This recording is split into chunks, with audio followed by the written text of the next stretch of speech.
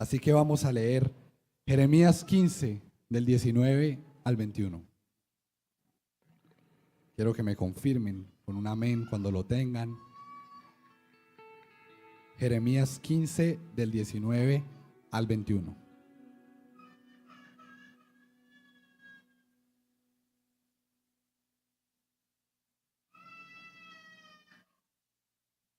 ¿Listos? Dice: Por tanto, así dijo Jehová. Vamos a leerlo todos a una voz. Por tanto, así dijo Jehová: si te convirtieres, yo te restauraré, y delante de mí estarás. Y si entresacares lo precioso de lo vil, serás como mi boca. Conviértanse ellos a ti, y tú no te conviertas a ellos. Y te pondré en este pueblo por muro fortificado de bronce. Y pelearán contra ti, pero no te vencerán, porque yo estoy contigo para guardarte y para defenderte, dice Jehová. Y te libraré de la mano de los malos, y te redimiré de la mano de los fuertes. Leamos otra vez esa parte que dice: conviértanse ellos a ti, y tú no te conviertas a ellos. Pueden estar sentados, mis hermanos. Así que, como el versículo ya les pudo dar una pequeña pista, hoy vamos a estar hablando de identidad. Pero no solo de identidad, también vamos a hablar de personalidad. Aquí, ¿cuántos se identifican como cristianos? Alcen la manito, bien arriba. Eso, excelente. ¿Y por qué? ¿Qué nos hace a nosotros ser cristianos? Si ya ustedes se bautizaron, ¿por qué lo hicieron? ¿Fue en la pandemia porque les dio miedo que se fueran a morir? ¿O es cuando hay rumores de guerra y nos aterra llegar a morir y perdernos? ¿O fue por una convicción genuina? ¿Fue porque has asistido a las clases de escuela dominical desde pequeño y esa palabra quedó en tu corazón? No lo sé. Cada uno sabe los motivos por los que se bautizó.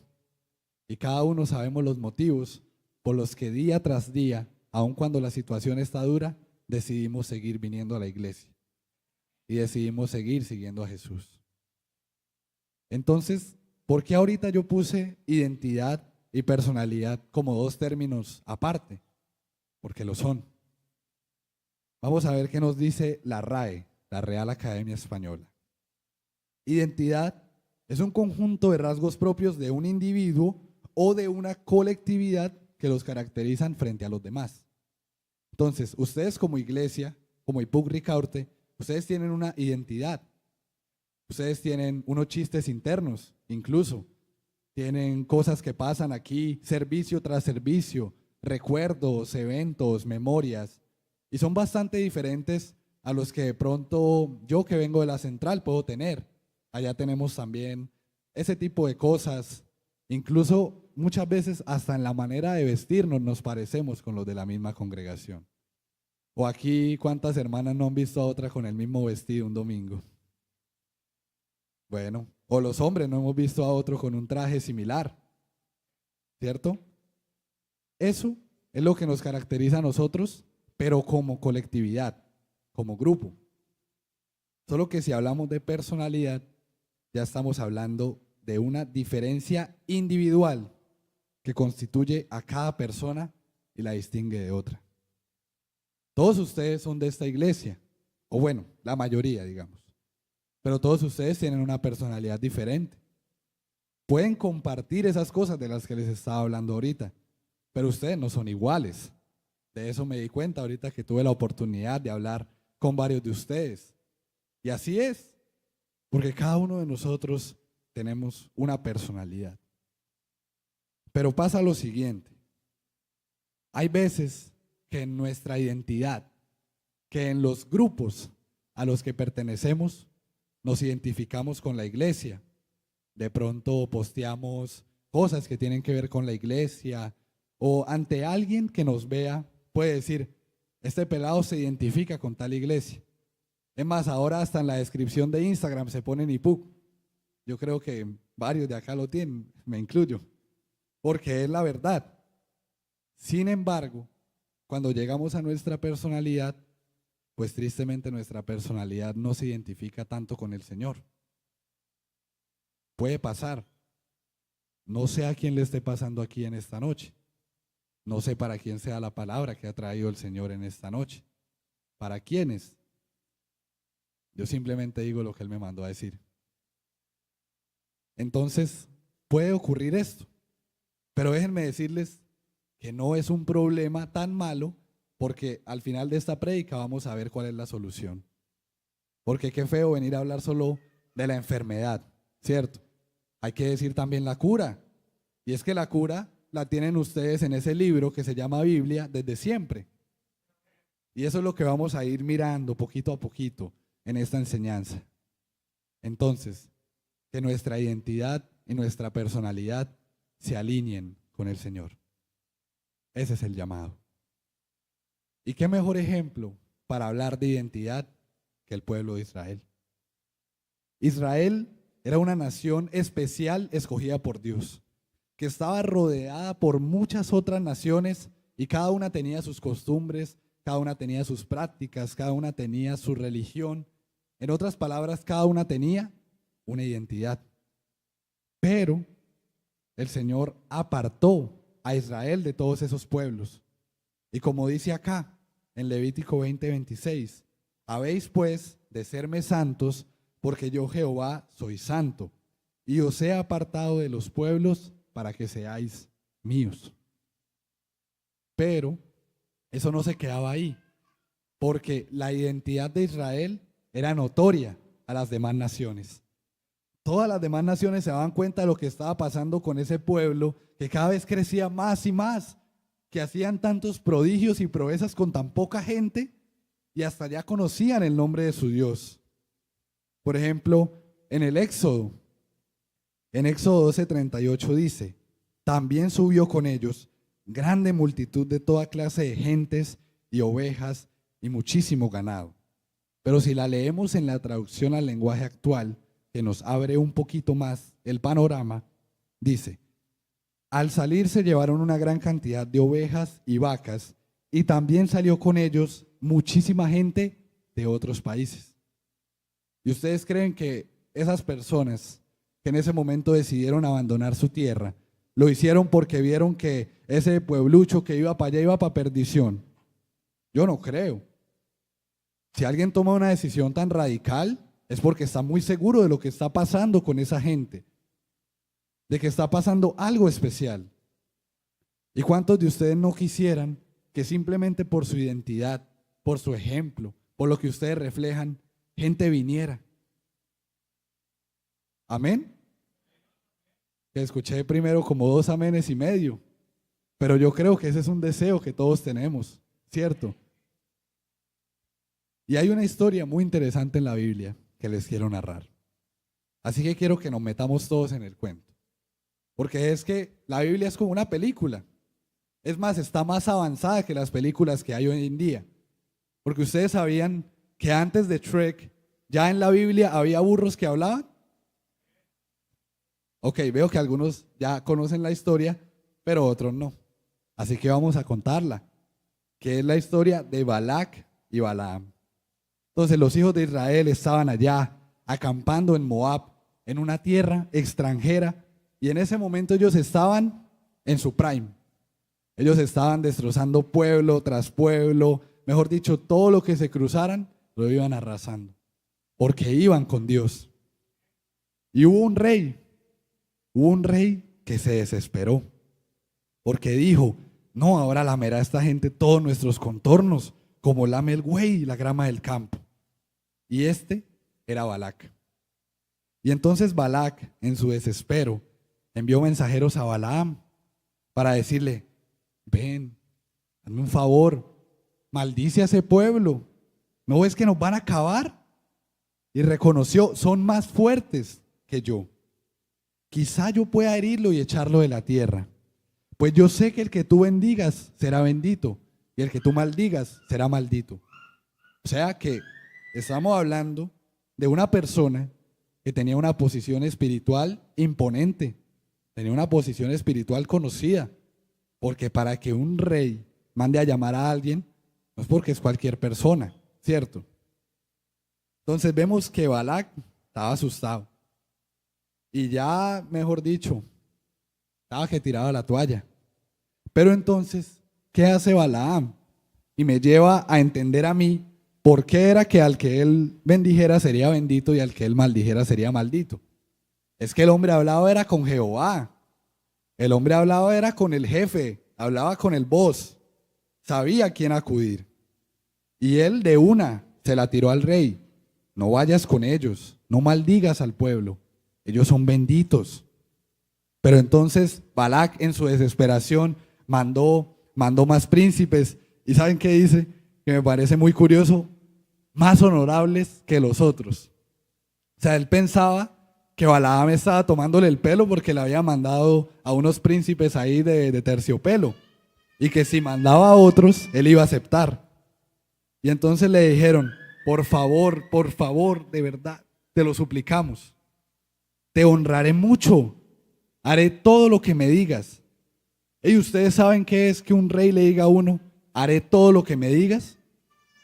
Eso es cualquier cosa que ustedes puedan pedir, humanamente hablando. Y en esa época, no sé qué hubiera deseado esa persona. De pronto, hoy en día alguien va ante el rey y le dice, no, un iPhone 17 Pro Max, mi rey. Una Play 5, un computador, ropa, viajes, quién sabe. Y todo esto estaba al alcance de este hombre. Pero es que él sabía. Y él dijo, aunque Balac me diese su casa llena de plata y de oro, yo no puedo traspasar la palabra de Jehová. ¿Y saben qué pasa después? Que es curioso, para ir metiéndonos en esta historia. Llega Dios a la casa de Balaam de noche y toca allá. Supongamos, porque igual Dios es espíritu, podía entrar como quisiera. Y ¿saben lo que le dijo? Si vinieron para llamarte estos hombres, levántate y vete con ellos, pero harás lo que yo te diga. Entonces, yo me imagino que en ese momento Balaam tuvo un dilema moral. ¿Será que voy?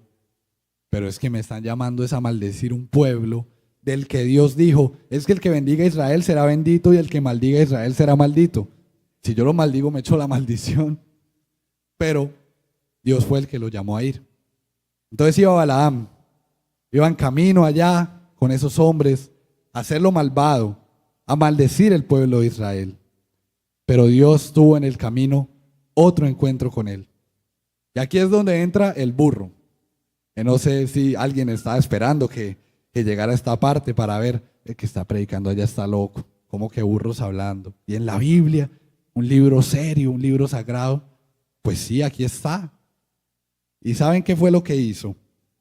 Él, cada vez que iba pasando en su burrito, el burro como que le fallaba y se daba la vuelta. Y lo que pasaba es que había algo que Balaam no veía, pero el burro sí.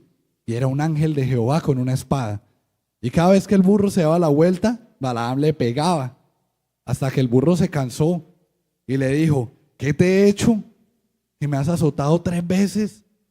He pecado porque no sabía que tú te ponías delante de mi camino. Tuvo que reconocer Balaam cuando ahora sí abrió los ojos. Pero entonces Balaam sigue con una actitud humilde. Si te parece mal, yo me volveré. Le dice a Dios, al ángel de Jehová. Pero Dios lo tenía para una misión. Y entonces, cuando Balac pensó que sus problemas se habían acabado y que ya había llegado Balaam a maldecir al pueblo de Israel y que, mejor dicho, ya, aquí fue, pues resulta que en vez de maldecir a Israel, Balaam abrió su boca y bendijo a Israel, no una, sino 2, 3 veces.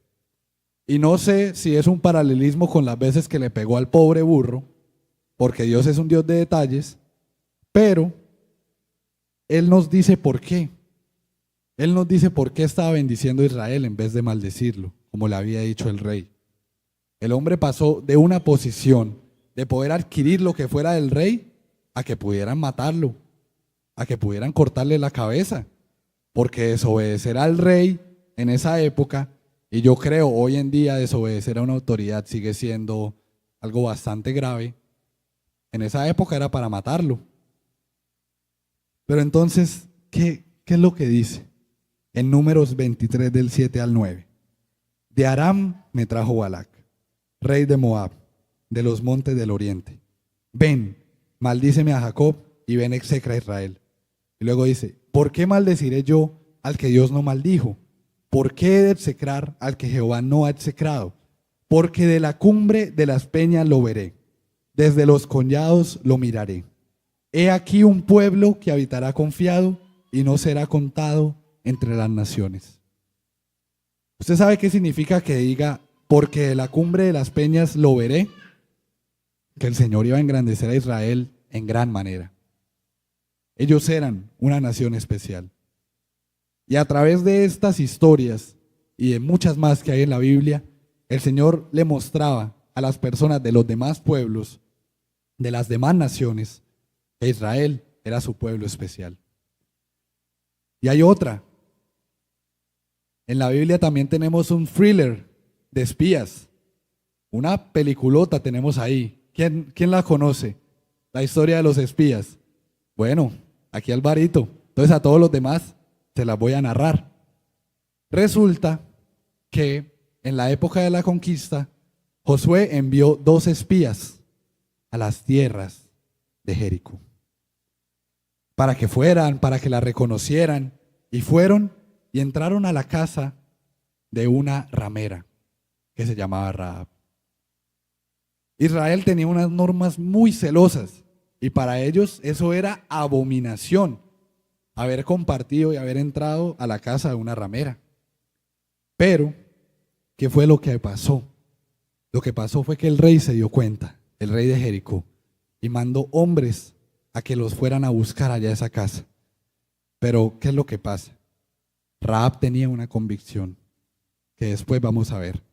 Pero vamos pasito a pasito. Entonces llegan allá los hombres, ahora sí a tocar, ellos sí tienen que tocar. Y le dicen a Rahab, saca a los hombres que han venido a ti y han entrado a tu casa, porque ellos han venido a espiar toda la tierra. Pero ella había tomado los hombres y los había escondido. Y les dijo, no, la verdad es que los hombres vinieron a mí, pero yo no supe dónde eran. Y cuando se iba a cerrar la puerta, ellos se salieron y no sé a dónde han ido. Síganlos, de pronto los alcanzan. Pero era una mentira. Ella los tenía escondidos. ¿Por qué? Una ramera de un pueblo extranjero escondiendo a personas que van allá a destruirle su pueblo. Tiene que haber una razón. Tiene que haber un motivo. Y aquí está el motivo. Entonces, antes de que los espías se durmiesen, ella subió a donde ellos estaban y les dijo, yo sé que Jehová os ha dado esta tierra, porque el temor de vosotros ha caído sobre nosotros, y todos los moradores del país ya han desmayado por causa de vosotros. O sea, todos sabían. Y dice, hemos oído que Jehová hizo secar las aguas del Mar Rojo para que ustedes pudieran pasar. Hemos oído todo lo que ha pasado con Sehón y Og, a los que ustedes han destruido, a los amorreos. Y oyendo esto ha desmayado nuestro corazón. No ha quedado más aliento en nosotros. Pero dice, porque Jehová vuestro Dios es Dios arriba en los cielos y abajo en la tierra. ¿Sigue siendo eso una verdad el día de hoy? ¿Sigue siendo eso una verdad el día de hoy? Amén. Y ella también tenía un propósito con esto. Les ruego que me juren por ese Dios, que como he hecho misericordia con ustedes, ustedes lo van a hacer con la casa de mi padre, que salvarán la vida a mi padre y a mi madre, a mis hermanos, a mis hermanas y a todo lo que es suyo, y que libraréis nuestras vidas de la muerte. Ella estaba convencida. Y si alguien sabe cómo continúa esa historia, ella termina en la genealogía de Jesucristo, una ramera extranjera en la genealogía del Salvador del mundo. Les conté ya lo bonito, ¿no? Les conté cómo las personas de las demás naciones se daban cuenta de lo especial que era Israel. Pero ¿qué pasaba cuando Israel se olvidaba de su identidad?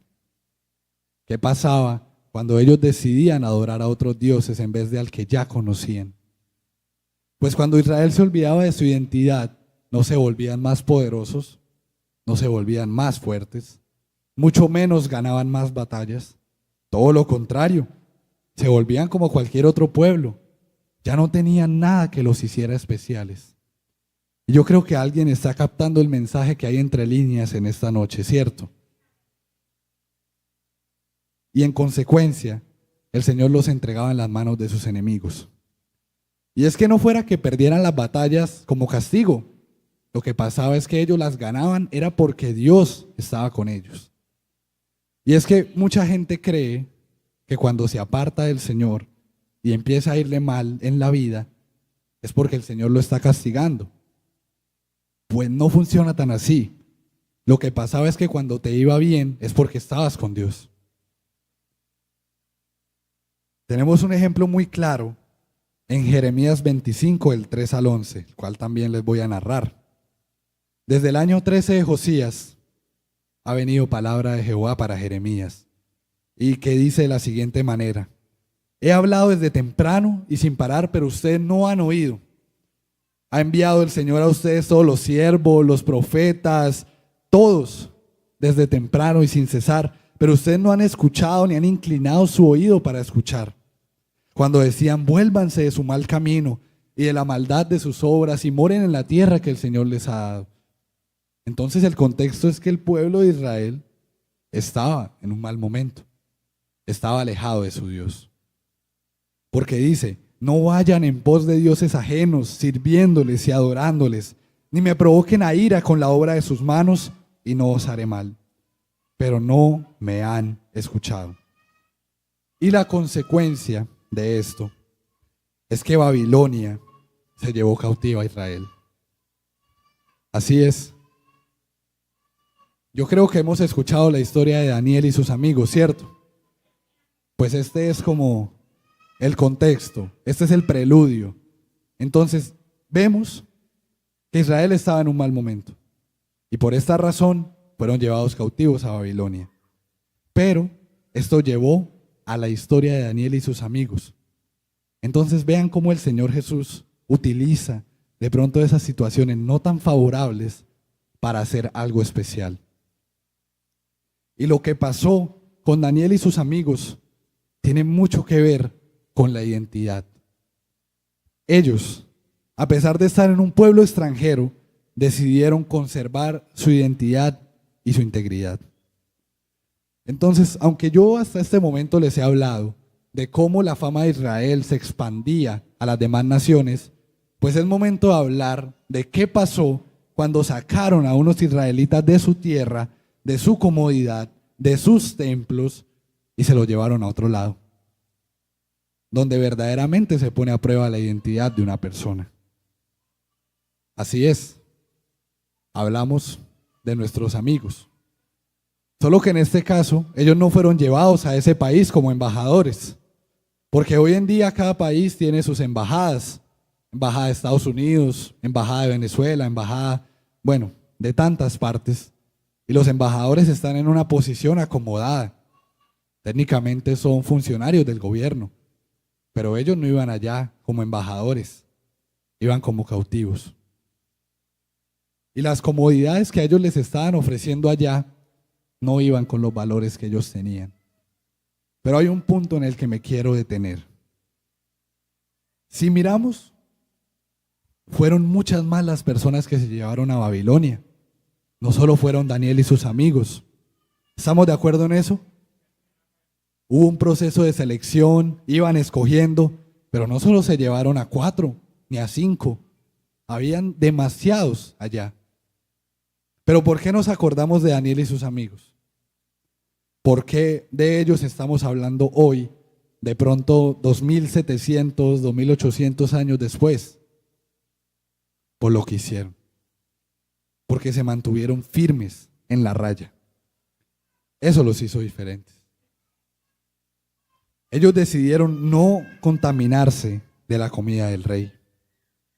Y más adelante, como vemos en Daniel 3:12, que confirma lo que les acabo de decir, hay unos varones judíos, los cuales pusiste sobre los negocios de la provincia de Babilonia, Sadrac, Mesac y Abednego. Estos varones, oh rey, no te han respetado. No adoran tus dioses, ni adoran la estatua de oro que has levantado. O sea que de todos los judíos que estaban allá, de todos los que sabían toda la Torá, al derecho y al revés, solo ellos no se postraron. Y yo estoy seguro de que ellos estaban ahí observando ese momento. De pronto observando con lágrimas. No, van a matar a Sadrach. Él era el hijo del de la tienda. No, Mesac. Yo estaba con él en preescolar. Qué triste final. No van a estar vivos para ver cuando el Señor nos saque de este lugar y nos lleve a donde de verdad pertenecemos. Y me los imagino a ellos caminando hacia el horno de fuego. Pero lo único que esas era: si todo es nada comparado a lo que hay en ti, lo que estimaba ya no es importante para mí, es porque he probado y he podido ver a Cristo Jesús. Y así iban. Y después a los demás, ¿qué les tocó? Ser espectadores de la gran proeza que hizo el Señor. Los demás también pudieron haber tenido el mismo coraje, esos jóvenes, pararse, no adorar al rey, y hubieran hecho parte de esa historia.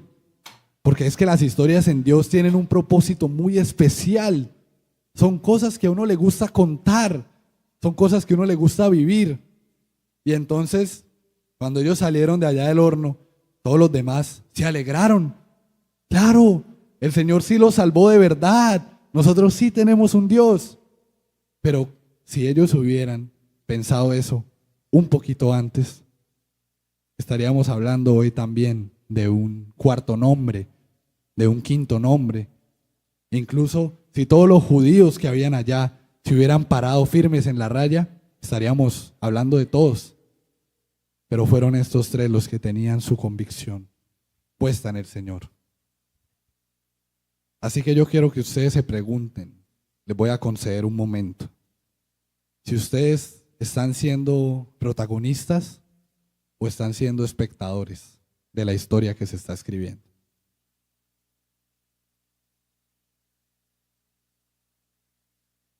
Porque yo sé que ustedes van a universidades, van a colegios, van a trabajo. De pronto en las universidades hay grupos de misión juvenil y ustedes pasan, lo ven de lejos y se van. O puede ser que en su colegio haya otra persona de su misma fe y ustedes ven cómo esa persona le habla a sus compañeros, pero ustedes se quedan de lejos. Pues esa no es la idea en esta noche. El Señor Jesús no es como las películas, que tienen un número límite de protagonistas, que tienen un presupuesto para el casting. Si por el Señor fuera, Él quisiera que todos nosotros fuéramos protagonistas de la historia que Él está escribiendo. Y es que ustedes son embajadores, mis queridos hermanos. Ustedes son embajadores en todos estos lugares que les acabo de mencionar. Y a pesar de que todo este tiempo hayan visto desde la silla lo que el Señor está haciendo en esos lugares, o que de pronto, les pongo el otro escenario, nada haya comenzado a pasar, pues el Señor tiene una misión especial con cada uno de ustedes. Que se paren firmes en la raya. Y que a través de eso pueda haber un cambio en esta sociedad en la que vivimos. Porque en el pasado la identidad de Israel era definida no solo por su Dios, también hay muchos factores como sus fiestas. Sus fiestas eran notorias, todos se congregaban en una sola parte con un mismo propósito, se vestían con una sola pieza, pero el factor más grande que los diferenciaba y que hoy compartimos con ellos sigue siendo ese Dios. Ni siquiera como nos vestimos, porque es que ya hasta uno busca en las redes sociales moda pentecostal y le aparecen vestidos, le aparecen trajes que uno ve en convenciones, tantas cosas. Y son cosas que nos diferencian. Pero lo más grande que nos tiene que diferenciar a todos nosotros es Dios. ¿De qué nos sirve tener un estilo apostólico, como ahora también se le dice, vestirnos de X manera, si no tenemos a Dios? Claro, esto es parte de la reverencia y del amor al Señor, porque nosotros lo reflejamos con el cambio que Él hace de adentro hacia afuera. Pero ¿de qué me serviría a mí estar hoy aquí vestido en un traje si mi vida no está reflejando al Señor? ¿Y ustedes saben quiénes somos para ese Dios? Tú que eres cristiano, ¿sabes quién eres para tu Dios? ¿O solo es un tótem más? ¿Solo es alguien más a quien acudir cuando las cosas se están yendo por la borda? Es que ese Dios quiere tener una relación especial con nosotros. Y dice la palabra del Señor: el Espíritu mismo da testimonio a nuestro espíritu de que somos hijos de Dios. Y si hijos, también herederos de Dios. Coherederos con Cristo. Y dice aquí la condición: si es que padecemos juntamente con Él, para que juntamente con Él seamos glorificados. ¿Usted entiende lo que es ser hijo de Dios? Aquí todos somos hijos, si no, no estaríamos acá. Hijos de un padre y una madre. Si alguno de los dos es acomodado, tiene bienes, pues nosotros somos herederos, tenemos derecho a eso que Él va a dejar el día que falte. Pero si somos hijos de Dios y somos herederos de Dios, como dice acá, ¿qué creen ustedes que vamos a heredar? Y lo quiero conectar con el versículo donde el Señor Jesús dice: ¿qué hijo si le pide a su padre pan le dará serpientes? Pues yo creo que la única conclusión que podemos sacar de ese texto es que la herencia que el Señor tiene para nosotros es gloriosa. ¿Estamos de acuerdo en eso? Pero dice que primero hay que padecer juntamente con Él, para que juntamente con Él seamos glorificados. Porque de pronto no es fácil reflejar al Señor. Hay momentos donde el miedo puede ganar, es la verdad. Hay momentos donde nos dejamos llevar por la presión, por nuestros compañeros, porque vemos que ese es un tema que no es de agrado para ellos, puede ser. Estoy poniendo ejemplos, pero el Señor nos ha llamado para que anunciemos sus virtudes, para que anunciemos las virtudes, porque nosotros que en otro tiempo no éramos nada, no éramos pueblo, ahora habemos alcanzado misericordia. Y ese habemos alcanzado no es como que nosotros hubiéramos corrido detrás de ella y ¡ay, te atrapé, misericordia, ven para mí! Fue que Él nos buscó a nosotros. Así que ya vimos qué pasa cuando Israel se olvidaba de su identidad. Perdían batallas. De pronto hoy aquí ninguno está batallando una guerra con armas o conquistando un pueblo. Creo yo, ¿no? Pero ¿qué pasa cuando un cristiano se olvida de su identidad? ¡Oh, curucú! Canta la primera vez el gallo. Y Pedro estaba sentado afuera en el patio y se le acercó una criada que le dijo: Tú también estabas con Jesús, con el Galileo. Él dijo: no, yo no sé de qué estás hablando, no sé cuál es ese nuevo equipo de fútbol, no tengo ni idea. Y luego otra vez los que estaban allí: no, sí, él estaba con Jesús, con el Nazareno. No, yo creo que ustedes me están confundiendo a mí, lo siento, qué pena, debe ser el que está por allá, ese sí como que tiene cara de que andaba con ese Jesús. Y luego la última vez: ¡ey, pero que no! Y quién sabe qué groserías habrá dicho en esa época, porque acá dice que él empezó a maldecir y a jurar que no conocía al hombre. Pero lo que más me llama la atención es que dice: verdaderamente también tú eres de ellos, porque aún tu manera de hablar te descubre. Pedro, el apóstol, El que dijo que Jesús es el Cristo tuvo un momento duro, porque después de que cantó el gallo, él no se fue a celebrar, no se fue de pronto a una taberna como antes de ser llamado por el Señor podría hacerlo.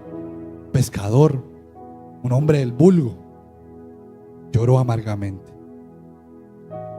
Porque lo que pasa cuando un cristiano se olvida de quién es, no es bonito.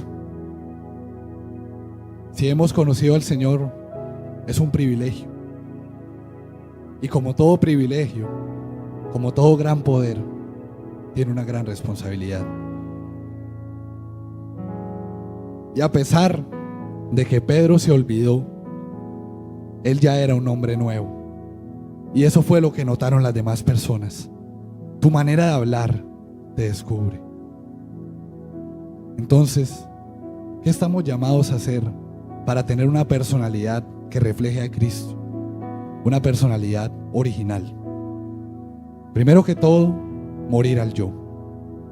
Pedro era pescador. La Biblia nos dice que era alguien común y letrado. Sin embargo, él murió a esa personalidad para recibir la que Cristo tenía para él. Yo creo que cuando él pasaba por allá por Galilea, la gente que lo conoció lo veía y le decía: hey Pedrito, ven, ¿unas o qué? Y Pedro decía: no muchachos, qué pena, solo estoy de paso. ¿Y eso? No, es que ahora estoy con Jesús. ¿Se han escuchado de él? ¡Ah! ¿Jesús? Hombre, pero si es un mago, o sea, lo que hace es puros trucos de magia. Todos esos enfermos él ya los tenía ahí listos. ¡Ah! Pedro, te lavaron el cerebro, Pedro. ¿Qué te pasa? Ven, un ratico, nada más una, como en los viejos tiempos. Pero Pedro seguía adelante, porque él ya había muerto a su antigua personalidad. Y morir al yo es algo que es difícil de entender al principio, pero el Señor me lo tuvo que mostrar para yo poder venir a hablar con ustedes de eso en esta noche. Porque morir al yo implica humildad y sujeción. Y es difícil. Todos tenemos un ego dentro de nosotros. Todos tenemos una noción de nuestro valor propio. Y muchas veces en esa noción nos cegamos y creemos que todo está bien, que no tenemos que cambiar nada. Y cuando alguien nos hace una invitación a cambiar como somos, decimos: no, yo soy así, ¿sí? Yo soy así, yo nací así, o en mi familia todos somos así. Pero hay que morir al yo cuando se trata de esas cosas que nos llegan a alejar del Señor. Es un viaje sin retorno, donde el Señor nos moldea poquito a poquito. Y todo lo que nosotros creíamos que ya estaba establecido en nuestras vidas cambia. Y yo creo que eso es lo más duro para uno como persona. Y es que me incluyo. Para uno es duro tener ciertas formas de ver la vida, tener ciertos planes, tener ciertas maneras de actuar ante X o Y situaciones, y que el Señor Jesús llegue y diga: mira, es que la verdad, esa forma como tú estás actuando no es la correcta, creo que es mejor por este lado. Y uno muchas veces de terco, la verdad, de terco, insiste: no, pero Señor, es que este plan, mira, ya pasó esto la vez pasada, yo creo que nos podemos ir por este lado y puede salir de esta manera. Y el Señor puede tener dos opciones: o nos dice que seamos serios y que hagamos lo que Él nos está mostrando, o dejarnos actuar. Y yo creo que nos hemos dado cuenta, quiero que me digan con un amén cuando termine de decirlo, que cuando escogemos nuestros planes, después llegamos arrepentidos. Y luego uno dice: el Señor tenía razón. Ahora pues hacerle pecho a lo sucedido. Pero pasa esto más que todo cuando el Señor nos dice cosas que nos parecen locura, ¿cierto? Yo no sé a cuántos aquí les ha pasado. De verdad, a mí a veces me pasa que el Señor me dice unas cosas que yo digo: pero esto no me cuadra, no entra en mi mente. Por ejemplo, ese sueño que les conté ahorita al principio. ¿Por qué cantar esa canción acá? No se trata de entenderlo, se trata de vivirlo. para los que tenemos aquí una mente racional, pues de pronto, como yo, que me considero que entro en esa categoría, que siempre tratamos de analizarlo todo, de verle a todo las pruebas, la evidencia, como lo material, lo tangible.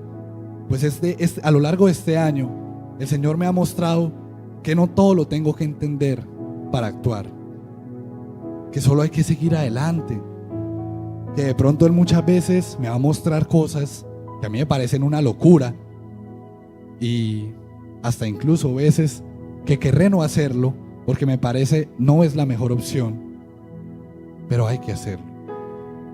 Y eso, querido hermano, es morir al yo. Es tener esa humildad para aceptar ese cambio que el Señor quiere hacer en nuestra vida. Creo que aquí todos somos, y me incluyo, vasijas en proceso. El único día que podremos decir que estamos completos es cuando ya el Señor haya venido por nosotros. Así que morir al yo es entregarle al Señor tanto lo que nos gusta como lo que nos disgusta de nosotros, para que Él haga algo nuevo. Voy a repetir eso. Morir al yo es entregarle al Señor lo que nos gusta de nosotros y lo que nos disgusta, para que Él haga algo nuevo.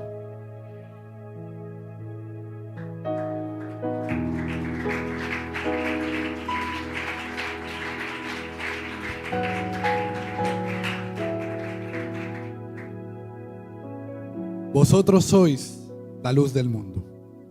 Una ciudad sentada sobre un monte no se puede esconder, ni se enciende una luz y se pone debajo de un almud, sino sobre el candelero, y alumbra a todos los que están en casa. Así alumbre vuestra luz delante de los hombres, para que vean vuestras buenas obras y glorifiquen a vuestro Padre que está en los cielos. Pueden estar sobre sus pies, mis hermanos. Y quiero que se pregunten en esta noche: ¿qué está definiendo en este momento tu personalidad? ¿Dios? ¿La iglesia, que no es lo mismo que Dios? ¿Tus amigos? ¿El entorno del que estás rodeado? ¿Tu colegio? ¿Tu universidad? ¿Tu familia? ¿Las redes sociales? ¿Compras lo que se pone el influencer de moda, y a los 3 meses, como ya lo dejó de usar, pues se fue para obra social? ¿Qué te está definiendo en este momento?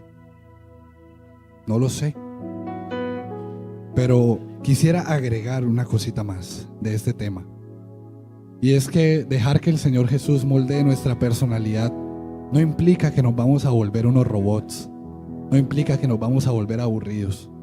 Esa es otra de las cosas que el Señor Jesús me ha mostrado en este año, porque a principio de este año hubo un momento donde había apagado bastante mi personalidad, porque pensaba que de pronto mi humor, que de pronto cosas de ese estilo no me hacían bien, pero tristemente estaba equivocado, y el mismo Señor Jesús tuvo que mostrarme en un campamento que esas no eran cosas que Él quería que yo apagara.